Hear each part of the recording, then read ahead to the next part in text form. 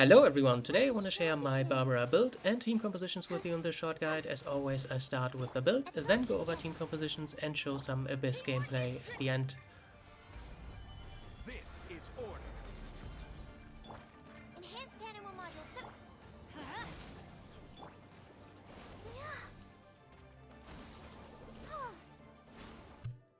As you just saw, Barbara's charge attacks can actually deal some pretty respectable damage even on this level 60 budget build. Though I don't necessarily recommend it, I will also share this build at the end of this build section just in case you're curious. The best way to use Barbara though is pretty much the same way you use her in the early game, as just a dedicated healer. So let's get into that build first.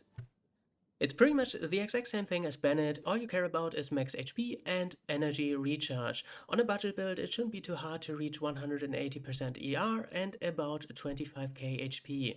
Everything above that is a nice bonus, but she works just fine like this, so you better save your resources for your damage characters. As for talents, level the Elemental skill and then the Elemental Burst skill, and you can pretty much ignore the normal attacks, unless you're obviously going for the damage build. As for Constellations, most of them aren't too impressive. You can use her just fine at Constellation 0, but in case you have Constellation 6, it revives your active character at 100% HP should it receive lethal damage on a 15-minute cooldown, which can be quite nice, especially if you're doing Abyss 12 for example. It might save your run. As for weapons, there is really only one option to be honest, and it is the Thrilling Tales of the Dragon Slayer, an amazing 3-star weapon, which means it can easily be refined to the max refinement rank 5, and it gives you access to the attack modifier of 48% to your next character you switch to, which is obviously amazing to give her a little bit more support capabilities. You don't even need to level it up to be honest, you just get a little bit more HP, you obviously don't care about the base attack. As for artifacts, we already covered substats earlier. As for main stats, it's energy recharge in this slot. In case you already have enough, you might want to go for HP percentage. In this slot, it's definitely HP percentage, and in the last one, HP percentage or healing bonus. As for the sets, I think the best one is definitely the Millilith set, in case you have it. Otherwise, I wouldn't go out of my way to farm it and just use the Noblesse set to get the extra attack buff. And in case you don't really need a set that buffs attack, in a team comp with, like, for example, Itogoro and Albedo, you can even pick the Ocean Hued Clam set for just a little bit of extra damage. This is the DPS build I was talking about earlier, which usually requires high investment, level 90, level 9 talents, which I don't think is worth it on this character. The build is just very standard: high attack, crit rate, crit damage, hydro damage, and some elemental mastery for vaporized damage, and the artifact set is the Wondrous Troop for the extra charge attack damage. As for team compositions, Barbara is obviously a healer, so if that's all you expect her to do, you can pretty much pick her in any team composition.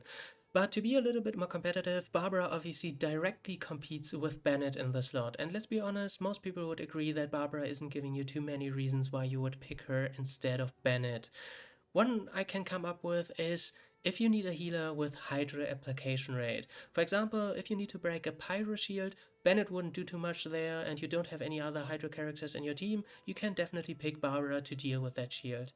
But there's also an actual good team composition that requires you to have a Hydro healer, and that is a Shenhe Priest team. You pick her in your first support slot.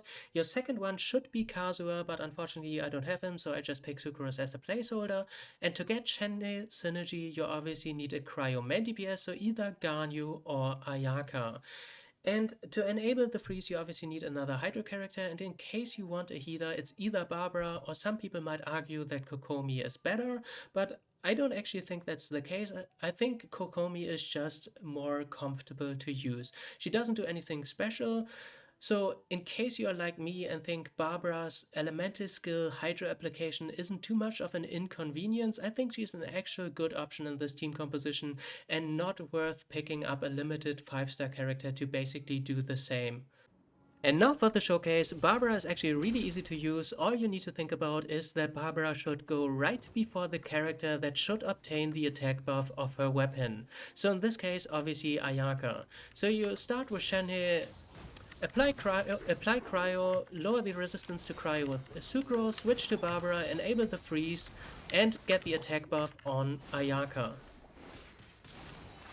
Simple. And for now I'm gonna leave you with some Abyss gameplay and come back at the end of the video.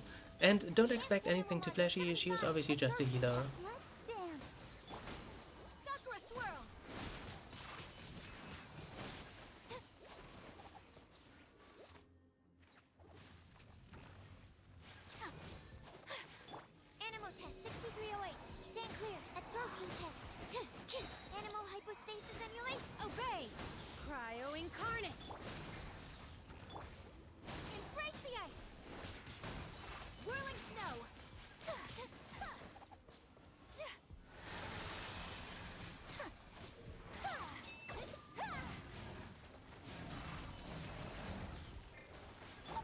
my will embodied.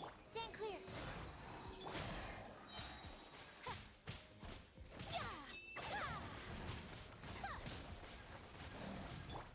Ready, steady, go!